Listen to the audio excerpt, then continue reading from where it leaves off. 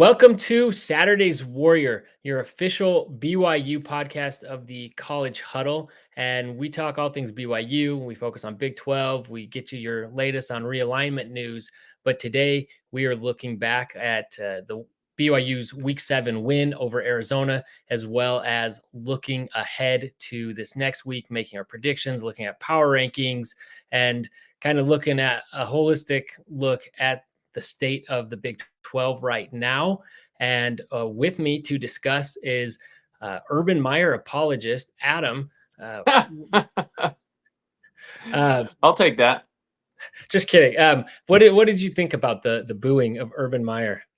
I thought it was fun. It probably went on a little too long. I like Kalani's segment. That was kind of cool. That was high class, and I like it when we keep it classy.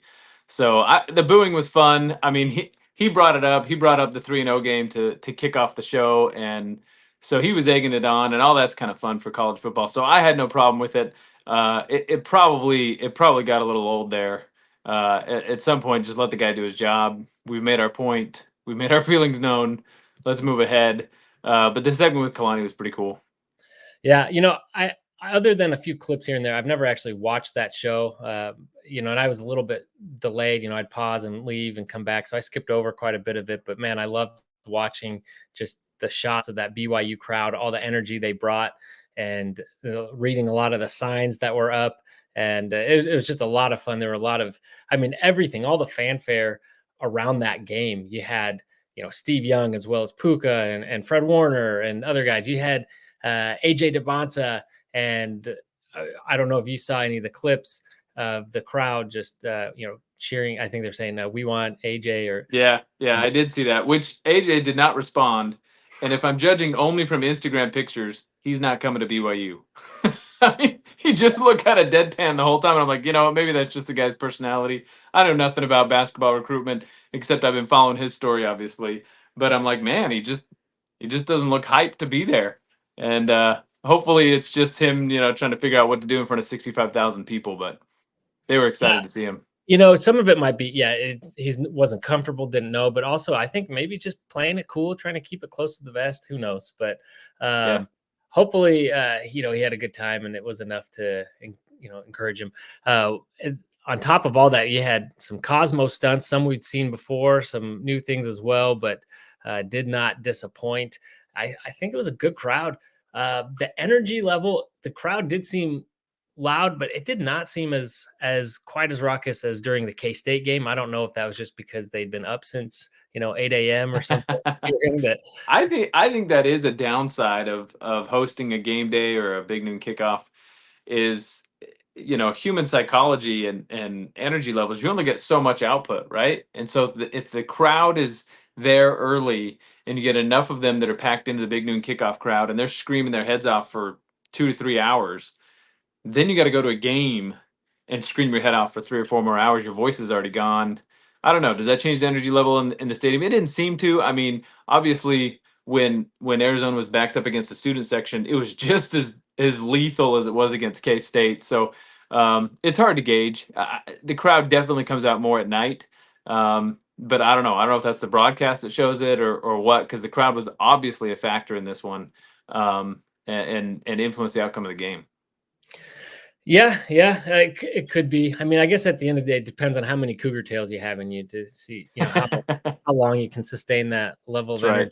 Right. But, and actually, I always forget this part, but so I'll go ahead and do it now before we get too deep in it. If you haven't already, please subscribe to the channel. We do this each week, as well as having guests come on to talk about the opponent. We've already recorded one for this week. It'll come out later this week, looking at the Oklahoma State game, and then we do our live reactions, and that's fun because people come on, chat, and we go back and forth on what we thought about the game. So be sure to catch all that stuff, and don't forget to like this video as well. So Adam, jumping back into it, what were your biggest takeaways from the game overall? Boy, the team just continues to impress more and more. And to me, it's not so much how perfectly they execute or how perfectly they play. It's how much they overcome. I was listening to Coordinator's Corner about the opening drive. Papinga was talking about the opening drive when Arizona goes down and scores, and we go down 7-0, and how many blown coverages there were, and there were guys plays they called where half the guys were running cover two, half were running man, and we're giving up these 36-yard passes, and just a lot of confusion out the gate, and not the way you want to start a game, not the way you want to do it coming off a bye week. And Kalani has a record of not doing well off of the bye week. If you look back at how he does off the bye, it's not great. And you started to see a little bit of that. But the team comes back and they settle down and put together an amazing defensive performance. Just absolutely incredible. The whole body of work. And on the offensive side, there's some plays where Jake Retzloff misses two different touchdown passes. One, he didn't see the guy. The other one threw a bad pass to the Lassiter when he had the screen set up for the touchdown. But it doesn't stop them. It doesn't derail them. And that's, to me, that's the hallmark of this team. They talk about toughness. They talk about resiliency, whatever word you want to put on it. They just keep coming. And they keep coming after the other team. They keep hitting the other quarterback. They don't get him to sack him. Fine. They hit him 11 times. I mean, he couldn't even see straight by the end of the game. I felt so bad for him on that pick six when he's in the back of the end zone. And our guys are just teeing off of him. I mean, it's Tyler Batty and it's Jack Kelly. I mean, you're just getting rocked again and again and again. That my heart went out to Fafita. He's 5'10". He's not a huge guy, and he has to be feeling that this week because we just kept hitting him. But back to the game, it's just the resiliency. They don't get discouraged by a turnover, a bad decision, a blown coverage. They keep bringing it. Yeah, and I won't go too much because I went on for a long time on the live reaction. So you can go back and check that on a lot of my instant reaction thoughts, but some more things as I've thought about it and looked at it. You're talking about Fafita. I saw a tweet from Jason Shear, who is an Arizona reporter. He's one of the guys who was very early on talking about there's a good chance Arizona goes to the Big 12, and he was getting kind of raked over the coals, and then proved that there was something to it. So anyway, but he was talking about, I didn't see any of it from Arizona fans, but he was saying, hey, people that are down on Fafita, and he was listening to all those things. I was like, are you kidding? Fafita was not the reason why they lost. He was hanging in the pocket, and he was still completing a lot of those passes, even when he was getting hit. He had a couple amazing completions like that. Yeah. And that for me, watching it, I was getting frustrated because I was like, how is he still making these? We're getting home. And then there's other times when we weren't quite getting home, and just he would escape through the fingertips of the defender. And so I don't know if that's something we need to work on, improved tackling or what, but I mean, we acknowledge this. He's a quick quarterback. He moves really well. He's not really a running quarterback, but he had a couple runs, I believe, for first downs. And I was like, oh, great, we're turning another quarterback into a mobile quarterback. And ultimately that didn't happen too much. But I thought he was incredible. So I don't think Arizona fans should be down about Noah Fafita. Not at all. And I mean, how can you, when there's 23 hurries, 11 hits, 1 sack? I mean, he did an amazing job. The time when Tyler Batty caught him around the legs, I think it was Batty, and he throws a 13-yard completion while falling down for a first down. I mean, I was super impressed with Fafita. He's a great quarterback. He's going to be great, and they got to shore up that offensive line because, but I don't know if anybody's really been able to stop BYU's pass rush this year. And so maybe it's not all on the offensive line, but Fafita just got his bell rung time and again. Yeah, and I mean, if I had to pick one quarterback through the Big 12 to start for BYU, I'd probably still pick Noah Fafita. Yeah, I'd have to sit and think about it. I mean, you got Shadur Sanders and things, but I don't know. And I love Jake. That's not to disparage Jake by any means. I've been behind Jake for a while, but anyway, trying to think what else I was trying to say. Oh man, Ropati. I'm going through my notes. I was looking at him because I actually started doing it by drive to help me kind of go back and look and remember my thoughts throughout the game. But Ropati, I kept writing down why is Ropati getting carries? I felt the same way, exact same way. I was struggling with that, and I've been a huge Ropati fan. I was so excited he was healthy this year. He's been electric to watch in years past when he's been healthy. But he cost us 3 points at the end of the half on his crackback block. I mean, that was clear. We were driving for a field goal. It was a useless crackback block. Didn't help the play. Didn't need to be done. And then the fumble there is just inexcusable. You're getting hit at the end of a game, and one hand is on the ball, carrying it away from the body. So not a good look for him. He had a great game. Otherwise, oddly enough, he averaged almost 7 yards a carry. I mean, he had a good, strong running game, but the mental game was, I was having a hard time with that. Yeah, that's what I was gonna say, is that I was actually proven wrong a little bit. He did. He had his best running game, and he looked really good. It's just we've seen more from some of these other guys, and maybe they're still trying to preserve their red shirt if they can. I don't know. And I Could be. understand LJ not getting as many reps because I'm sure they're still working him back in, and they don't want to rush it and get him injured, especially when they don't need to. And Ropati was getting the job done for the most part. The fumble, I mean, it was a really good defensive play. It was, but you're right. It is inexcusable, but and then the block. I had a question about that because I mean, I saw instantly. I knew what the flag was. There was no question. But going back and watching, I mean, they call it a blindside block, and maybe it is by definition. But he turned around and he got the guy pretty square in the chest. Like, it was not like the guy was like looking at Ropati when he blocked him almost straight on. But is it because he went back towards the other end zone, like he went away from it? Is that, and so it doesn't matter what side you hit the player on? Correct. Okay. Correct. Yep. Because you can't define it just by if the player's not looking. If the player is looking, you can hit him. So it's where the force comes from, and the ball had passed, and the force goes to his own goal line, I think, is the penalty. And I mean, I'm no rules expert, but that's the description of a crackback, and that's been around for a bit. You don't see the penalty very often because, especially when it's away from the ball like that, the guys just, they know you don't need extra hits in football right now. You don't need extra injuries. That was the game in the 90s. Man, I remember playing Little League and getting an earful from my coaches because I wasn't popping helmets off guys that were on the other side of the field just because I had the chance to do it. And now it's a much safer game. So it was just unnecessary. Boy, it was satisfying though. Did you hear that? I mean, the it was loud.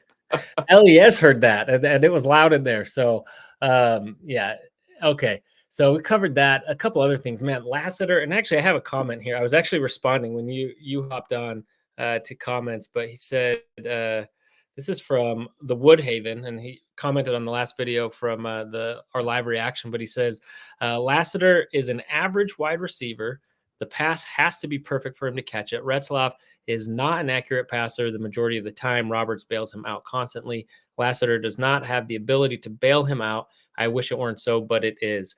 That's a little harsher than maybe I think. I think Retzlaff I think he's better than people give him credit for. But yeah, he's not the most precise passer. Also, sometimes it comes out a little bit hotter than it needs to. I mean, he throws darts. But I definitely agree with it. Seems like Lassiter needs them like right in the breadbasket for him to get him, because he's had a lot of drops. As many as like amazing catches as he has, there's also some confounding drops that he has. And so it's like, ooh. Absolutely. And I don't think we can say that Lassiter has to have it perfectly to catch it. I mean, his one-handed catch that made SportsCenter top 10 last year shows his ability. I mean, he has great hands, but it seems like he has great hands in certain circumstances, because he's had some confusing drops this year, and it's starting to get pretty consistent. And what gets me is Lassiter's the wide receiver with a bit of an attitude. Yeah. And so you see him turn over with those angry eyes at Retzlaff when he misses that potential touchdown pass on the screen pass. That was on Retzlaff. That was a bad pass. Now Lassiter could have caught it, but it would have been a diving catch for 2 yards, and really he had it set up for a touchdown. But you don't need the extracurriculars from Lassiter. You don't need him to go after your quarterback. He knows he made a bad pass. He's not yelling at Lassiter to catch the ball. So you don't need the extracurriculars. And Jake takes it. I think he does it the right way. He doesn't make it a thing.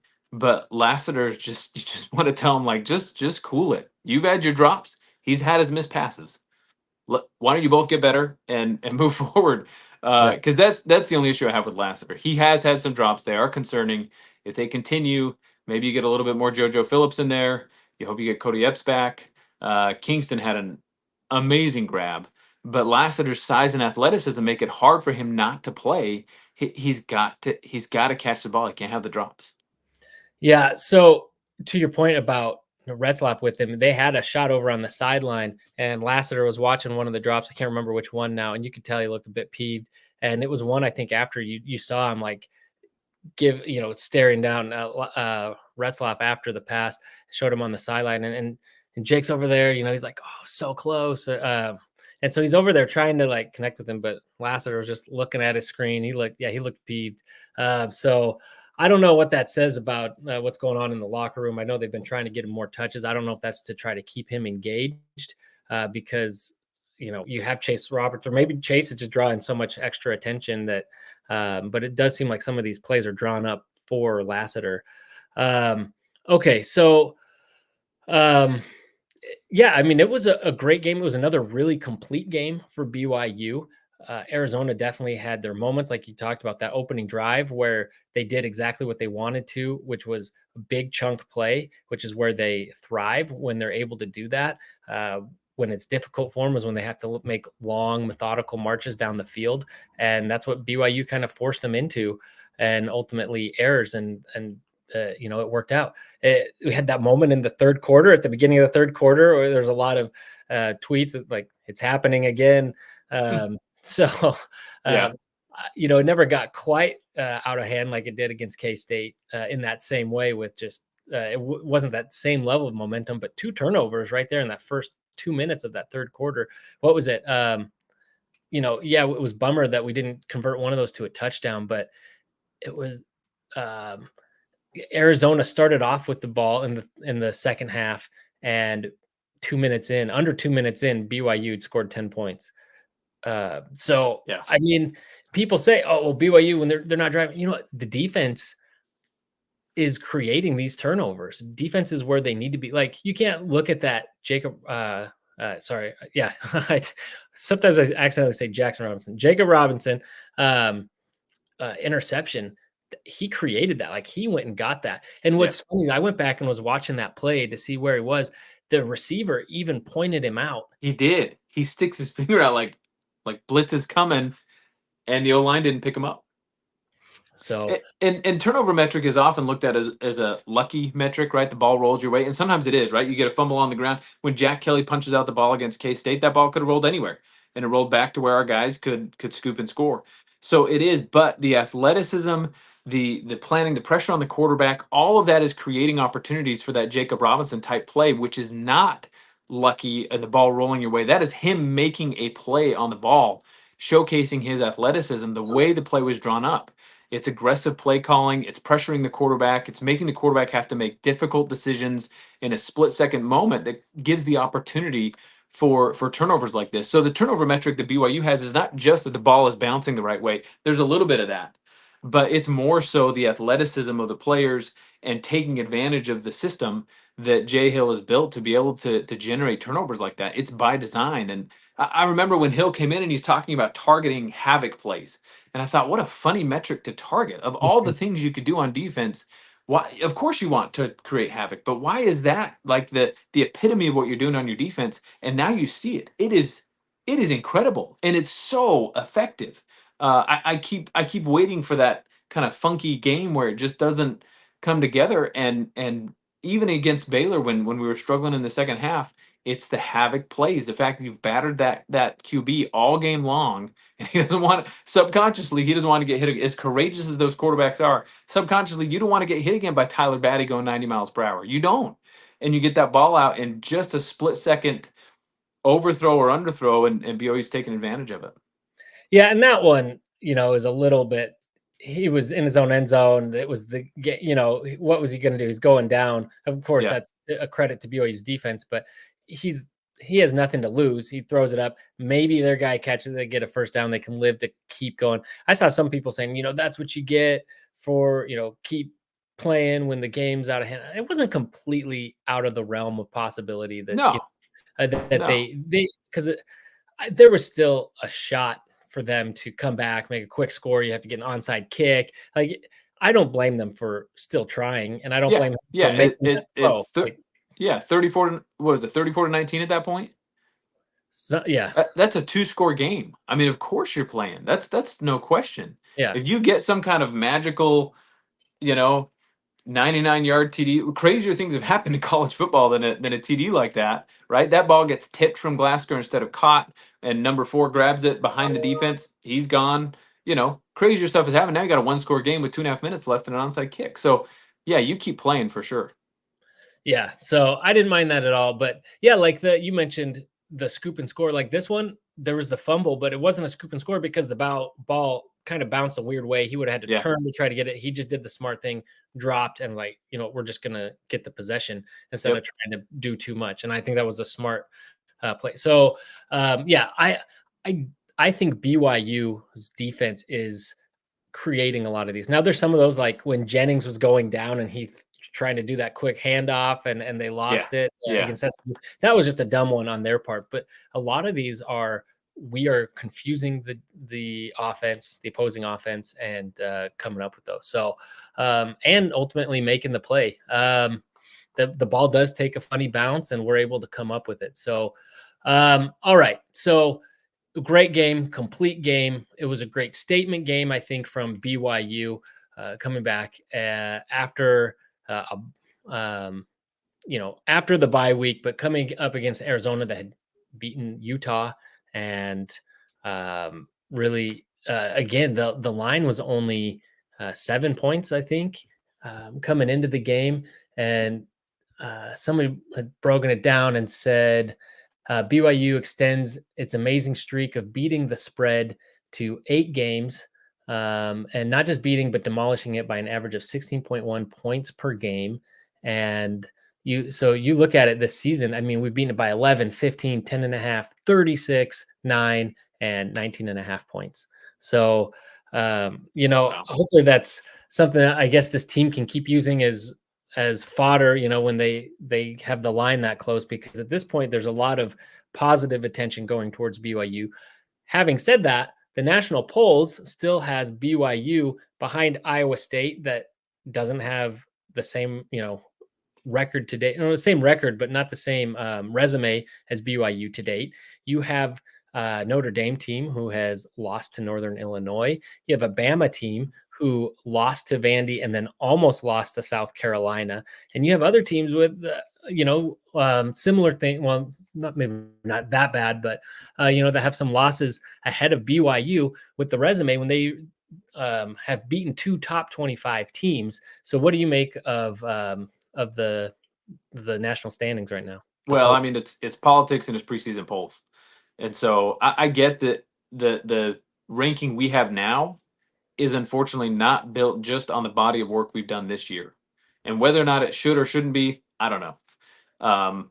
You can debate that forever about what the AP poll is and what it should represent, but it does not represent the body of work this year. It is based so much on preseason rankings that takes into account, that does not take into account the 8 months of the year that really matter, because no one knows what's going on in the locker room. No one knows how hard everyone's training. You can't see that, and so you can't rank that. So you see what's done on the field the year before. And I think BYU benefited from that in 1984. That's the reason they came out in 1983, had a great season, and that put them in a position where they could do what they did in a national championship year, when the national championship was completely dependent on the AP poll.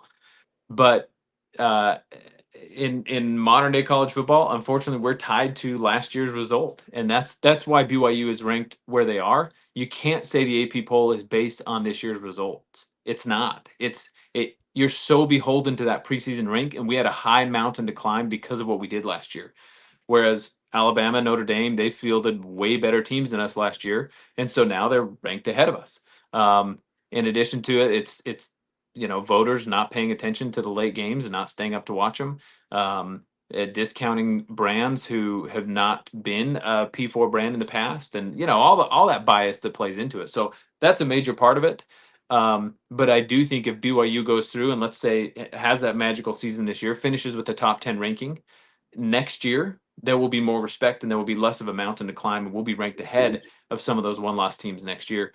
But it's a 2 to 3 year thing. It's not a 1 year thing.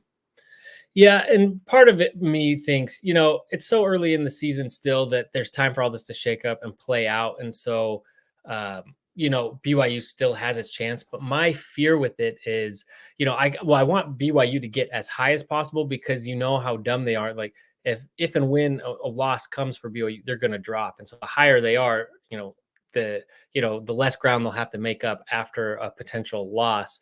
And so that's kind of where I'm at, is thinking defensively, because these SEC teams, even though you lose to Vandy, who's not a great team, if you look at the record, lose this South Carolina, they go in there and they beat each other up. And ultimately, if they all have 1 or 2 losses, they're going to say, well, yeah, that's because we're all really good. Yeah, but not all those wins and losses are the same. And so the fact that they go in there, it goes back to what you're saying with the bias. And so BYU has a lot to overcome. I think the only way to truly avoid any of that is, well, obviously the only way to lock yourself in is to go win the Big 12, because then you're locked into a spot in the playoff. But you just got to keep winning, but that's really hard, and there's no guarantee. As friendly as the rest of the schedule looks, there's no guarantee you're going to go through the schedule unscathed. In fact, it's likely you won't. And so you have to think, well, so how, it's just not fair. Even if you lose to a much better team than, say, Vandy, that's still going to be held against you, I think, more so. Yeah. Yeah, it will. It always will for the Big 12. And that's why I think if you lose during the regular season, if you're BYU, you have to win the Big 12 title game to get into the playoff. I don't see the committee putting in a 2-loss Big 12 team. No, and not so as many SEC teams ranked as high as they have them. It's just insane. And yeah, they'll put the 3-loss, 4-loss SEC team ahead. I mean, I agree. It's frustrating. It is somewhat of our own making. I think the rest of the college football world has to take accountability of how few national titles they've won compared to the SEC. And so when you do have those few times when you can go head to head against them, you got to win. You got to play better. You got to be the Clemson that builds a program that can get out there and topple Alabama. Because you got to prove it on the field to stop this narrative. I do think there's an inherent bias, but it's backed up by so many SEC national titles. And you can argue the bias and the money and the reason that they have these vamped, these heralded teams, and there's a lot that goes into it. I'm not just saying it's just the product on the field, but if you're going to change opinion, you got to start winning in the playoff, and you got to eliminate the SEC teams early on, and that's going to be tough to do. And when you got teams like Texas and Georgia who look pretty good. Well, Georgia barely got by. Well, they lost to Bama, who's apparently not as good as we thought, and barely got by Kentucky. But again, there's the benefit of the doubt. I mean, they're still ranked at number 5. So I don't know. And then look at this is my last thing on this, but just I'm no Ohio State apologist. I hate them more than I hate Utah. I grew up in Michigan. At least I have people I like that have family members that went to Utah. But so Ohio State is at the bottom for me. But when I look at this, the fact that they're 2-3 and they play what is now the number 2. Well, Oregon was 2 going into it, right? Or was Ohio State 2? Either way, you had the 2 and 3 team play, and it's a close game. And to me, it makes perfect sense. They still come out 2 and 3, right? But yeah, Ohio State drops because that's how the polls work. There's not really you lose, you have to move down some. Not like I could foresee a scenario, or I can imagine a scenario in which a team loses and should deserve to still move up. Like if you go in there and you're 25 and you play the number 1 team into double overtime and you barely lose, I would say, I would still move this team up. But that's not how it works. You would probably drop out of the top 25 for that loss. Yeah, no, the polls are and always have been imperfect. It's an interesting way that college football's developed to do it. I mean, imagine if the NFL playoffs were decided by that or by a committee, and just with the amount of teams that play in college football, you have to have these creative approaches to it, and they're very, very flawed, and they'll continue to be. And part of that is what makes it fun. Part of it's the drama, but man, when it's your team that gets toasted because of it, oh, it's frustrating. And BYU fans, we have been on the losing end of that many, many times over the last 30, 40 years. And fortunate that we have a national championship, right? Last non-P5 program to do that, and we'll hang our hat on that forever. But it's tough. It's an uphill battle for sure. Absolutely. So going into that, we're talking about the rest of the schedule and what BYU has to do. So quickly, out of the remaining 6 games we have, what can you rank them by your fear factor going into each of those games, or put them in tiers when you look at each of them? How much fear do each of these teams strike in your heart? Yeah, and I think I can tier them. Top tier is going to be the Utah game. And the interesting part is right now going into that game, we're clearly the better team. And I don't know that we've been able to say that for a long time. It's been either neck and neck, or sometimes we have not clearly been the better team in that matchup. But this year, based on the product on the field, that poor Utah offense cannot move the ball. I don't care who's your quarterback, and I think their issues go deeper than the quarterback. Um, Well, did you see the news about Cam Rising? Today? Yeah. No, break it. Oh Let's yeah. hear it. So I'm sure everyone else knows by now, but yeah. So he is out the rest of the season. Wilson is going to start, and so he's going to rest his hand, and they're going to make him eligible to potentially come back for an 8th year. So Dr. Wise Wow. is maybe back, but they decided to move on. That his hand is He just not. must be the slowest healing human that I've heard of. Poor guy. I know he's no favorite to BYU fans, and but But I wanted boy, to go beat him. How yes, satisfying. I totally agree. I Or don't want to go OSU said face as a Isaac caveat, Wilson. if had Cam Rising been healthy. I know. Then we got to hear that for forever. But any fan of the rivalry knows anything can happen. It doesn't matter who's favored. It doesn't matter where you play the game. It's just a terrifying game for both teams because anything can happen. You can go in and be the way better team and lose that game because it's a rivalry game. So fear factor tier one Utah game. I am stoked that it's back, and I can't wait for it. But that's definitely top on the list. Number two is going to be Arizona State, easily, on the road. Looks like a good team. I don't think they're quite as good as their record shows. I don't think they've beaten great teams, but they're formidable of the teams we have left. Third, I'm actually going to put Houston. And I know they were the laughing stock of the conference coming in, but they have looked stout in a couple games. And I'll show you in my picks later on. I've got an eye for them, being at least a factor in the race, because after that you got Oklahoma State at home at night. I like us in that game. Kansas at home. I like us in that game. Kansas is reeling. And then UCF, who just looks demoralized. I mean, a demoralized program. I don't know what happened there. I don't know why everybody decided to redshirt, for whatever, or leave the program for whatever reason. The wheels have come off in Orlando. So I put those three teams in kind of the bottom tier, recognizing that we could lose any of them. They're all good programs, and they could all have a night, and we could have an off night, and we could lose any of those. But my top three, I'd go Utah, Arizona State, and Houston. Oddly enough. Okay. Can't say I really disagree with you. I want to look at quickly the power rankings, just to throw mine up here real quick. We went through it last week. Not a lot changed. We didn't have that many games. I moved Texas Tech up beyond Colorado. Again, it was a close match with the Kansas State, but I think Texas Tech has a little bit more momentum, and overall their resume is more impressive at this point than Colorado, but Colorado is still dangerous. ASU, I'm not completely bought in. They're definitely formidable, but we'll see, how they do through the rest of the season. I was not impressed with the way they stormed the field for beating a down and out Utah with a Cam Rising who couldn't hold the ball and throw it properly. But, I guess you got to be. I was there when BYU stormed the field for beating Utah State. So whatever.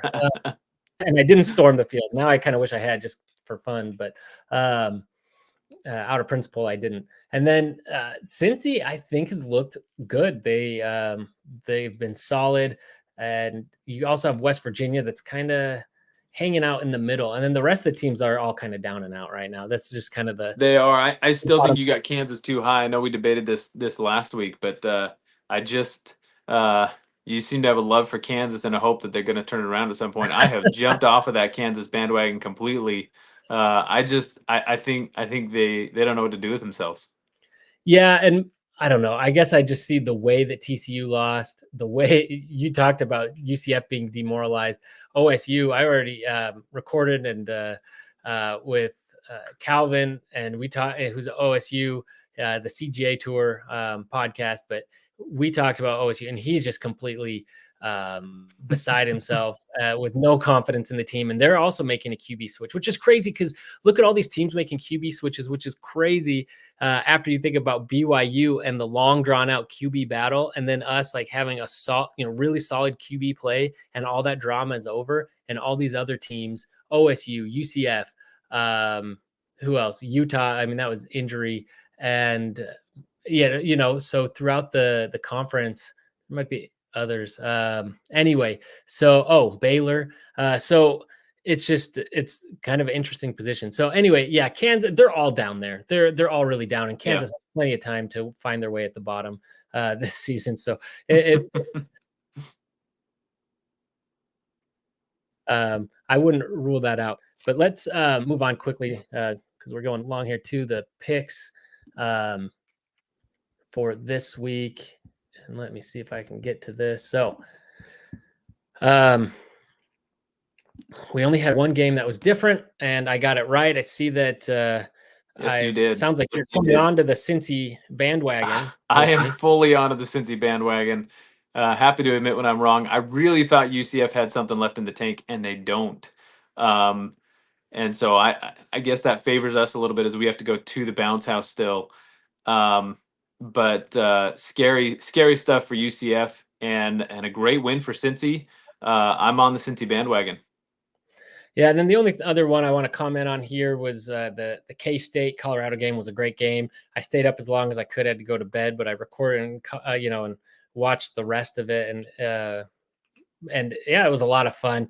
Great ending. I love the way, man, Colorado, all sorts of celebrities, and athletes and all these guys there, and their player that caught that winning touchdown, he walked over and just stared down all the celebrities. You could see like Bradley Beal in the background making faces, and John Wall was standing there. I don't know who all was right there, and he just stared him down, and I thought that was pretty awesome. But it was a great game and really good, a lot of fun, and I think these two are definitely going to be in contention throughout the rest of the season for the conference championship.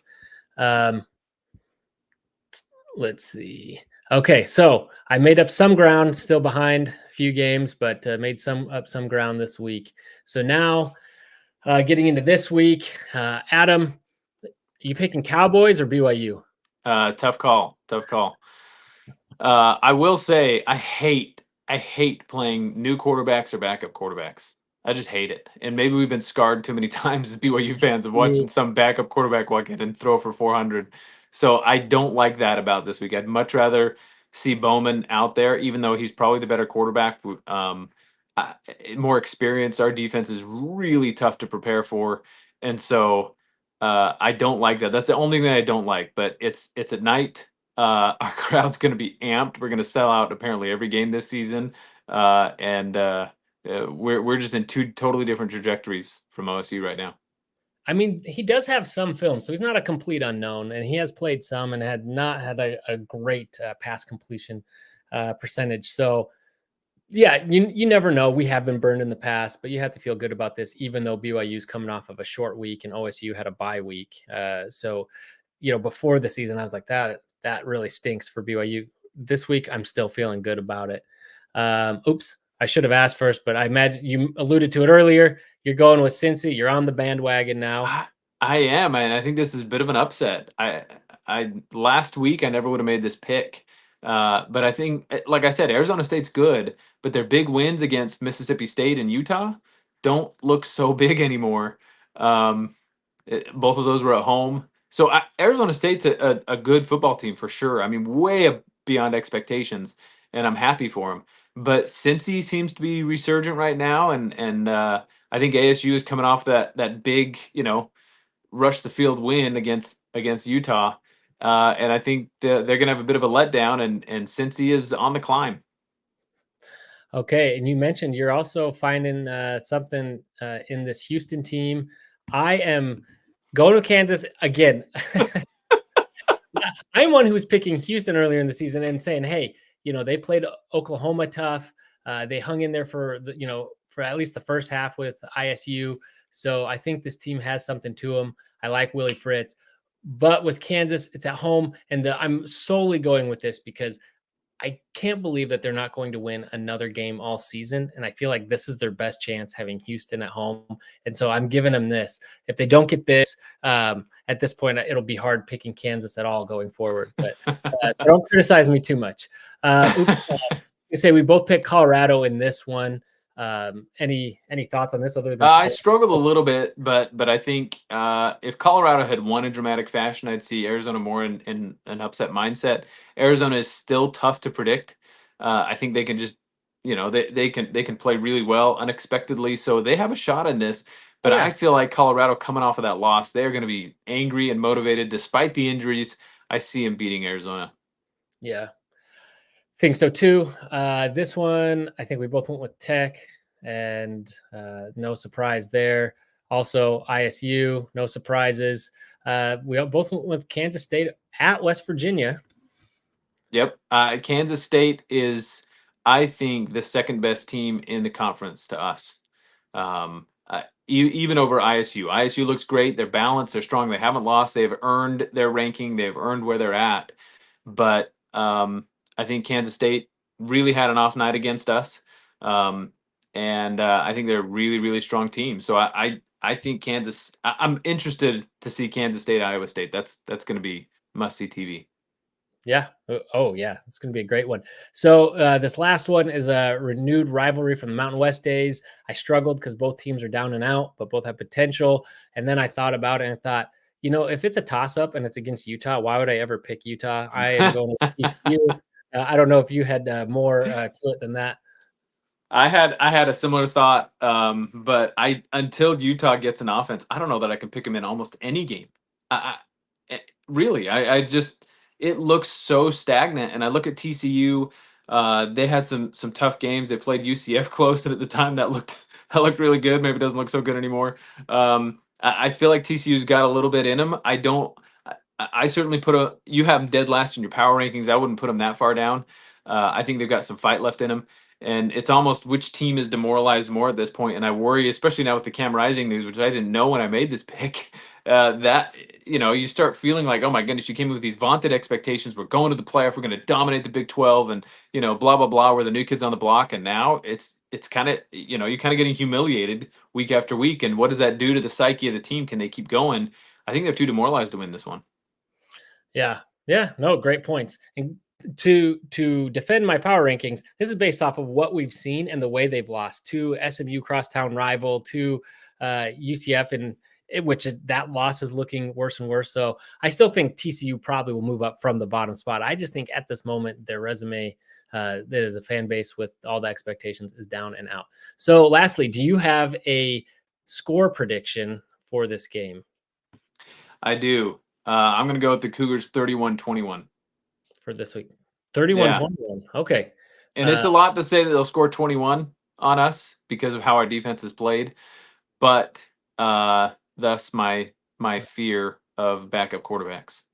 Yeah. So I was on the spot when I was recording my other video, and I want to be consistent. I think I said 34-17 is what I'm thinking this week. Again, I think it's just kind of where the two teams have averaged in their typical games. When you look at the Big 12 play for Oklahoma State, they've been in the teens. We've only allowed one team to score above 20 points on us. And we've been right there in the 30s already. So, and I think I wouldn't be surprised we end up kicking a couple field goals, which is why I went with 34. So last week, I was just going to say, before that pick six, and I'm totally glad we got it. My score prediction was not terribly far off. What was it? Was it 34-19? And I was like, okay, that's not too bad. That's I'm pretty glad good. that it made my pick look worse than it was. Darn it, Glasgow. No, I was glad to be disappointed with that one. So perfect. So, all right. Any last predictions or about the Oklahoma State game for this next week? Anything you expect to see? Yeah, I think you really lean into the run game. It was super encouraging to see us average 5.4 yards a carry. I mean, that's huge progress. And so I think you lean into that. I want to see BYU win in more traditional fashion because, and when I say traditional fashion, you're not dependent on punt return, kick return, pick six, et cetera, which I think that's always a part of BYU's identity this year. It just gets. I hear the doubters where they're saying at some point that's going to catch up to BYU. Can they play a balanced game, get out there and get 500 yards of offense, score with their offense the full length of the field over and over again? I'd love to see that game out of BYU. I think they have it in them. I think they win the way they win because their defense creates so much havoc. But I wouldn't mind at all if we played them straight up. Oklahoma State has one turnover. We drive the length of the field over and over. We rack up a bunch of yards because I think we can do it. And I think it's time to quiet some of those doubters. Say, well, it's going to come back and bite BYU because they can't keep winning like this. And they're right. You're not going to get that many turnovers every game. But I don't think that means BYU can't win in a more traditional fashion and forcing the other team to punt and driving the length of the field over and over again. I think BYU's got it in them. I really do. They haven't needed to because their defense just blows people out of the water and creates these turnovers again and again. And I can't believe we didn't talk about this earlier. You and I, in passing, you made a comment to me, and it's something I had noticed too. And I thought we were going to actually spend a while talking about it, but I'll go ahead and throw it out there right before we wrap up. But we've heard a couple of the players now making comments saying, "Hey, we're bowl eligible, but that's not the goal. Like, we want more." Which is great. I want them to have the confidence and to, have high aspirations. But it also sounds like they might start buying into the hype. And we want to keep them where they've been, humble and hungry, focused on the next game. And so I really hope BYU can keep that mindset, because if they can't, then those stumbles will come, even if it's against lesser competition or teams that we wouldn't suspect to get beat by. So they've got to keep that. Otherwise, all of that might be for nothing, but they certainly have the talent to do it. So we hope they will. So Adam, thanks so much. Got to run, but as always, go Cougs. Go Cougs.